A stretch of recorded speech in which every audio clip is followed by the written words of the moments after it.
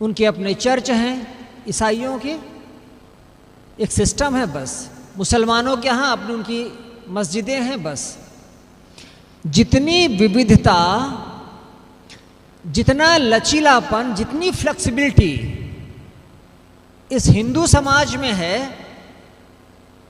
उतना लचीलापन कहीं और नहीं है। और यह जो लचीलापन है ये कैसा है? लचीलापन समझते हैं मेरी बात?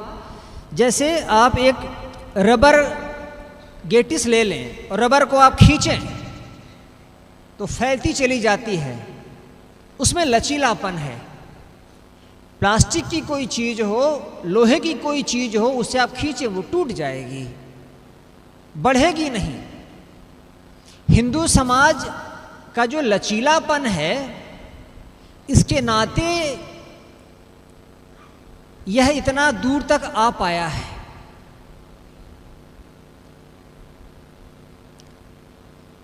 दूसरी बात, ये जो 1 अरब 40 करोड़ लोगों के बीच में जो धर्म का जो साम्राज्य है, इसके जो मुखिया हैं वो मात्र 1% आबादी वाले लोग हैं।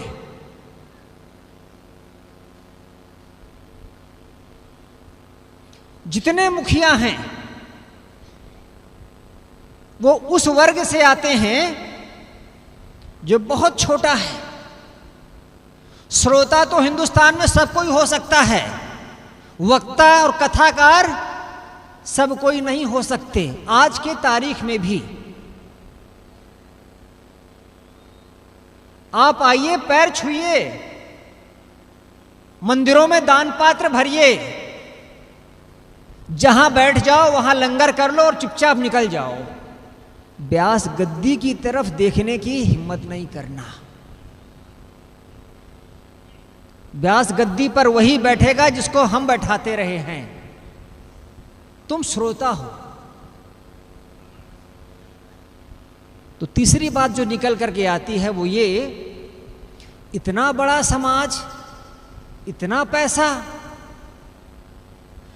आप लोग एक चीज सुनते होंगे कि मुसलमान हिंदुस्तान में आए तो उन्होंने मंदिर तोड़े।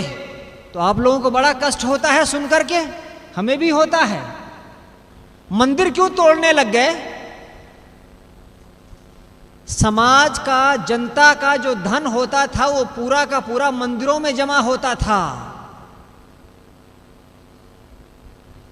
इसलिए मंदिर तोड़े जाते थे,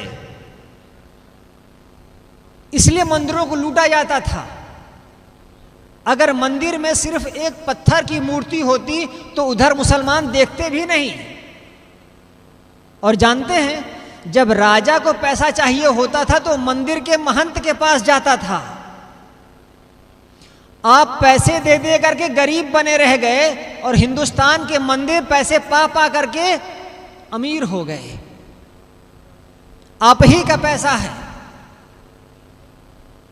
ये जो इस सिस्टम का दोष है, ये जो सिस्टम की कमी है, इसको दुरुस्त करने की जरूरत है। और जो कबीर थे ना, उन्होंने इस चीज को समझा।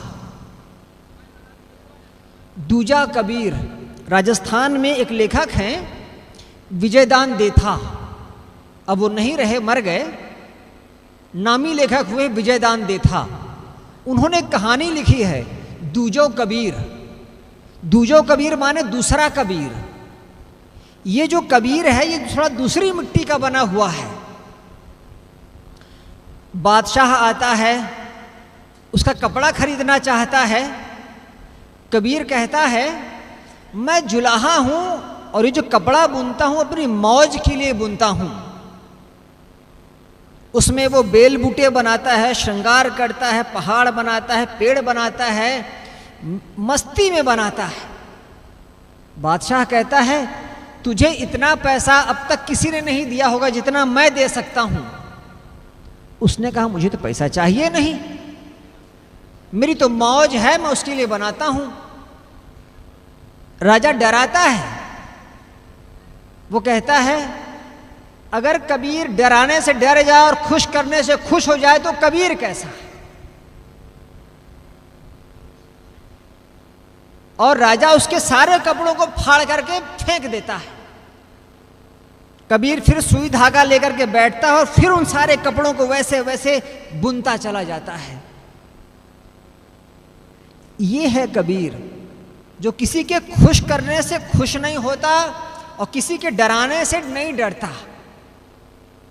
आचार्य हजारी प्रसाद द्विवेदी ने लिखा है, कबीर एक दूसरी परंपरा के संत हैं।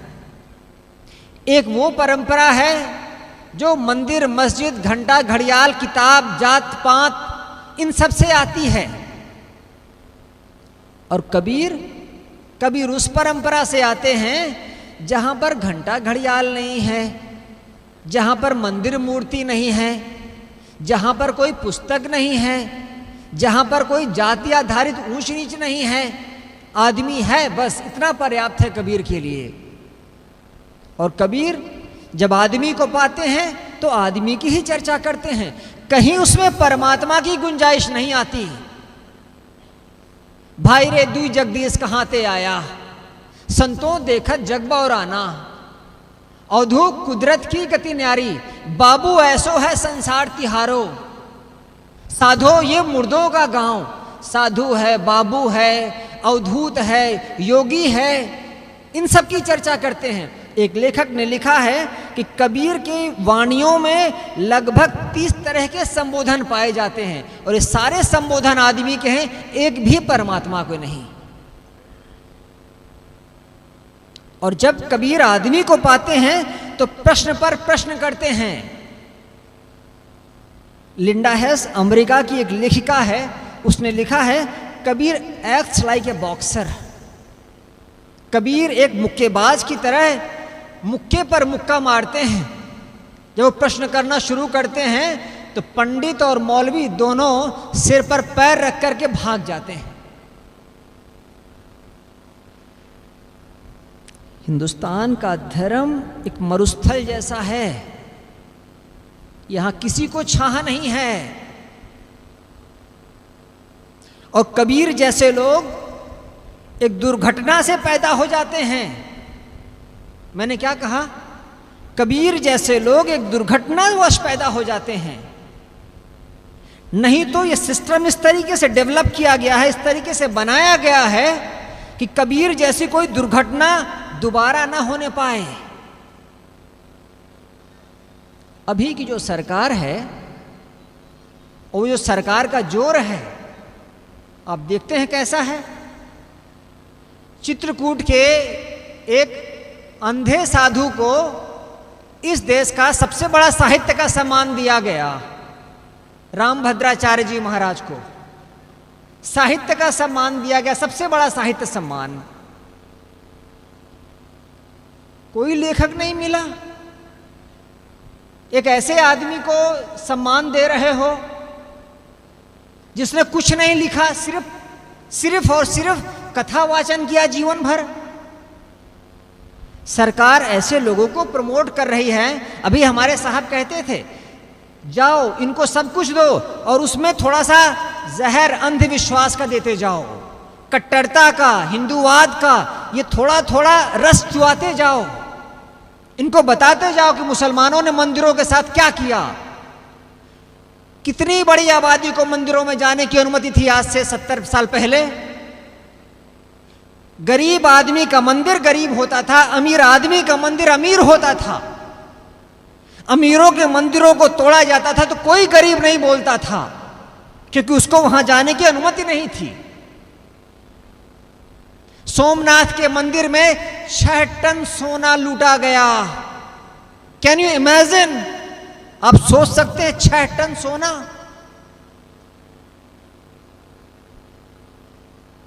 ये सोना किसका था? आप जैसे लोगों को गरीब बना करके आपका धन वहां था। आप क्यों बोलेंगे? अब भरा जा रहा, अब बोलो। पूरी एक व्यवस्था निर्मित की जा रही है कि एक मेंटल सेटअप बनाया जा रहा है कि कबीर जैसे लोग दोबारा न होने पाएं। एक आदमी हो गया पर्याप्त है, एक ईसा हो गया बहुत है, एक मोहम्मद हो गया बहुत है, एक अंबेडकर हो गया बहुत है, एक कबीर हो गया बहुत है। बाकी क्या करो? प्रभु के गुणगान गाओ, बस वही भक्ति है। और इनको प्रमोट किया जाता है पीछे से और आगे से। अब वो एक गीत है ना, बात निकलेगी तो फिर दूर तलक जाएगी। एक आदमी प्राणायाम करवाता था, हिंदुस्तान में सब कोई प्राणायाम करवाते हैं। एक आदमी प्राणायाम करवाता था, उसके साथ बनिया खड़े हो गए, और आज इस देश में वो आदमी सबको प्राणायाम करवाता था। अब प्राणायाम छोड़ करके वो दवा बेच रहा है।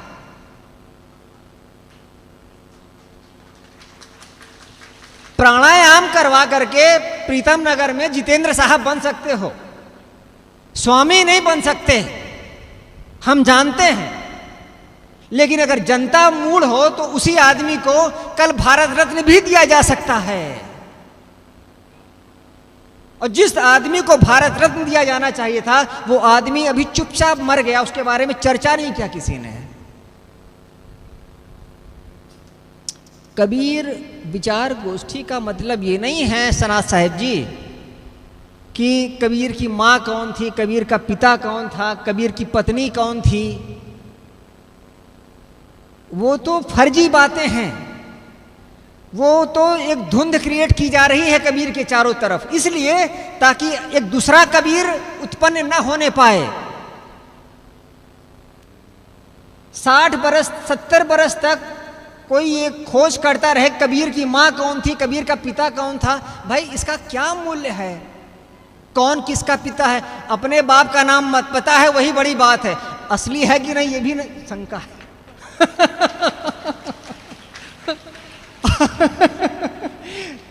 रजिस्टर में नाम कोई और,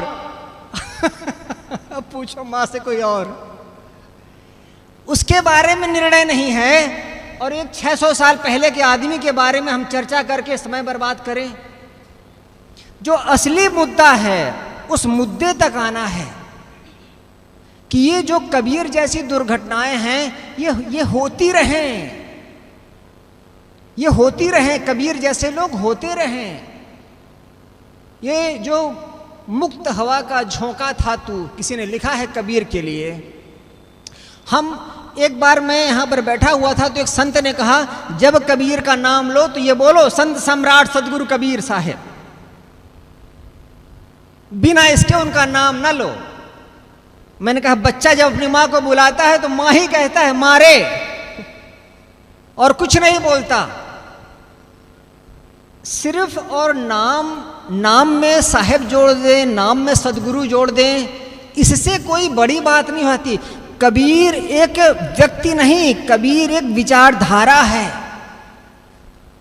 और सब लोग कबीर की चर्चा करते हैं, कबीर का नाम लिए बगैर भी। और कबीर की एक आवाज थी, डेमोक्रेसी, लोकतंत्र, सबके पास सब तरह का अधिकार हो।